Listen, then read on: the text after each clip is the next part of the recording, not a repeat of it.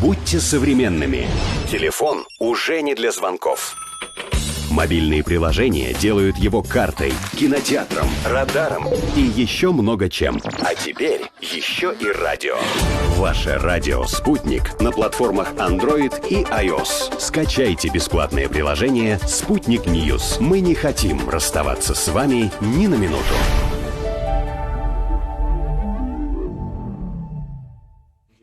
Дорогие друзья, это радио «Спутник» Южная Осетия на частоте 106,3 FM, и мы продолжаем свой эфир. Как мы и обещали, у нас сегодня гость в студии Инал Плиев, и мы поговорим с ним о такой личности, как Мурат Санакоев. Сегодня Мурату Петровичу исполнилось бы 85 лет. Это выдающийся осетинский ученый, доктор исторических наук, профессор. Здравствуйте, Инал. Добрый день. Спасибо большое, что пришли к нам, уделили для нас время. Благодарю вас. Расскажите о вкладе в науку Мурата Петровича Санакоева. Мурат Петрович Санакоев был именно выдающимся осетинским ученым. Это был человек разносторонне образованный. Он был профессором, доктором исторических наук именно советского периода, когда требования к всякого рода научным званиям были гораздо строже. Я уже не буду говорить о том, сколько книг он написал, сколько монографий, сколько научных открытий совершил. Он очень внимательно и углубленно исследовал вопросы русско-турецкой войны 1877-1878 годов. Это тот исторический период, который, к сожалению, незаслуженно забыт в Осетии, несмотря на то, что именно осетинская молодежь приняла активное участие в этой войне. И не только молодежь. Если самому юному участнику русско-турецкой войны от Осетии было 17 лет, кстати, его праправнучка несколько лет назад была вице-мэром города Владикавказа, то самому старшему участнику этой войны от Осетии было, вернее, трудно сказать, сколько было самому старшему участнику от Осетии, но история сохранила, что самому старшему участнику от Осетии, который совершил подвиги и был награжден Георгиевским крестом, было 75 лет. Это говорит о том, что довольно весьма широкий спектр, возрастной спектр участников от Осетии принял участие в этой войне. Так близко к сердцу осетинский народ воспринял идею освобождения болгарского народа от турецкого ига. И не только прямое участие в войне, но и шел массовый сбор денег во всех промышленных предприятиях, зарождающихся, и на Садонском комбинате, и на Ордонских предприятиях, и во Владикавказе, и везде шел сбор средств в помощь фронту. И все эти вопросы очень глубоко исследовал Мурат Петрович Санакоев, чего стоит одно то, что в его книге содержатся послужные списки осетинских участников в русско-турецкой войне. Но, к сожалению, не все, что знает ученый, ложится на бумагу, потому что существуют определенные ограничения. Слишком большой объем типографии тоже сложно бывает выпустить. Кроме того, тогда были бедные времена. Но я более чем уверен, он знал по именам почти 70, я думаю, что порядка 70% участников от Осетии он мог знать и по именам, и по биографиям, и так хорошо знал биографии некоторых ученых, что просто диву даешься. И к тому же Он из трудов современников, из воспоминаний современников, из трудов других ученых так чисто представлял зрительно места наиболее значимых сражений, и мы потом посетили эти места, и настолько все совпало, что просто это удивительно, настолько человек был влюблен и высоко ценил науку, историю. Его безвременная трагическая гибель, 70 с чем-то лет, это для Осетии, это безвременная смерть, это просто осиротило осетинскую историческую науку того периода. А мы знаем, что у всех историков есть свои хронологические периоды, за которые они отвечают. И сейчас, конечно, мы будем надеяться, что подрастает молодая поросль историков, но историка русско-турецкой войны 1877-78 годов такого масштаба лично я пока не знаю. Расскажите, пожалуйста, об обществе осетино-болгарской дружбы, где, когда оно было создано и чем занималось.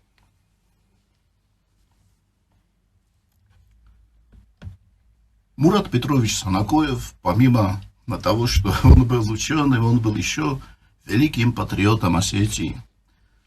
Все тяжелые испытания, начиная с 1989 года, он ни на минуту не покидал Южную Осетию, все время был здесь вместе со своим народом.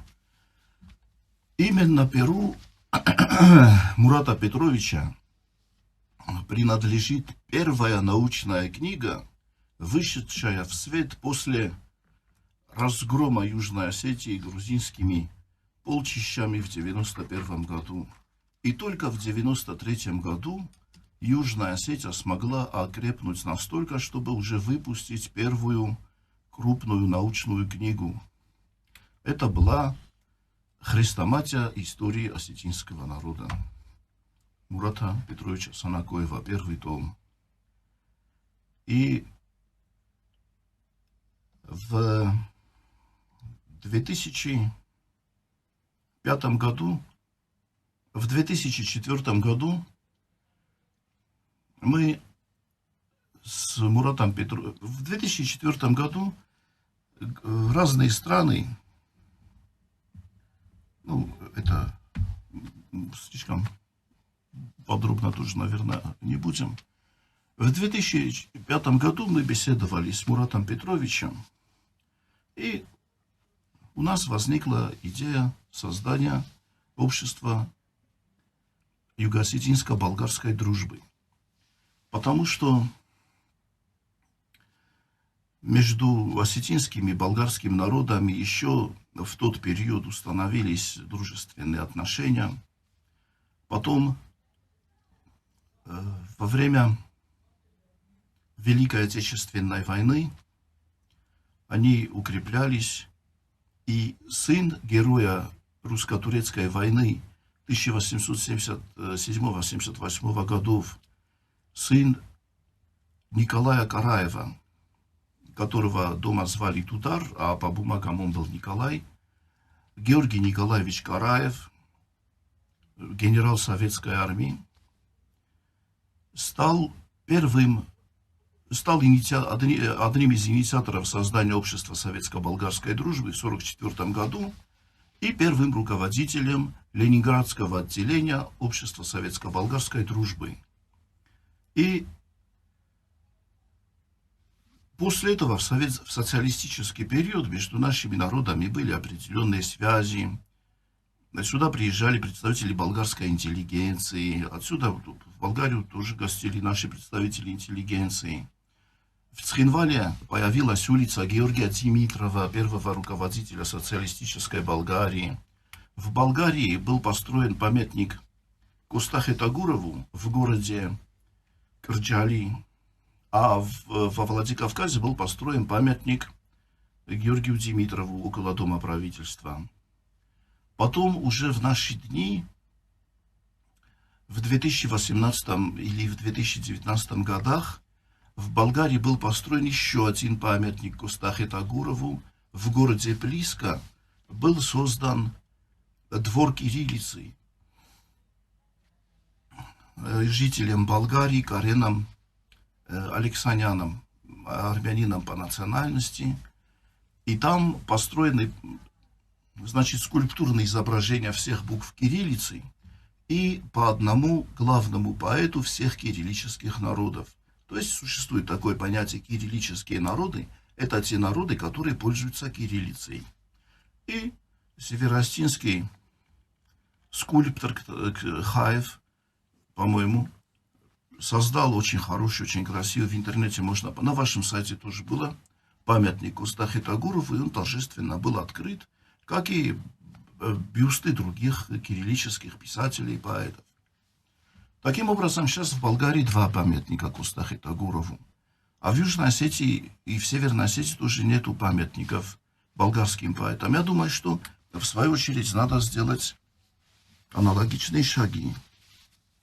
И вот в 2005 году мы беседовали с Муратом Петровичем на разные темы и затронули тему наших отношений с Болгарией тоже, потому что в советское время были хорошие отношения, хорошие связи. Город Владикавказ был побратимом города Кырджали. И мы решили создать общество юго-остинско-болгарской дружбы. И параллельно я по поручению Мурата Петровича навел мосты с болгарскими учеными, с болгарскими университетами. Потом я в 2009 году, мы таким образом поддерживали с болгарской стороной отношения. В 2006 году наше общество было официально зарегистрировано в Министерстве юстиции Республики Южная Осетия. Так наши контакты начались уже с 2005 года. И болгарские ученые, болгарский антифашистский союз, болгарский комитет защиты мира во главе с профессором Волкановым активно выпускали статьи и обращения в поддержку, в защиту народа Южной Осетии, который подвергался нападениям со стороны грузинского государства. Нападениям, похищениям, убийствам. Была перекрыта питьевая вода. И на все эти тревожные моменты, конечно, болгарские товарищи активно реагировали, выпускали обращения и статьи в нашу поддержку. Они у меня есть. Очень активно писал в нашу поддержку, к сожалению, скончавшийся в 2017 году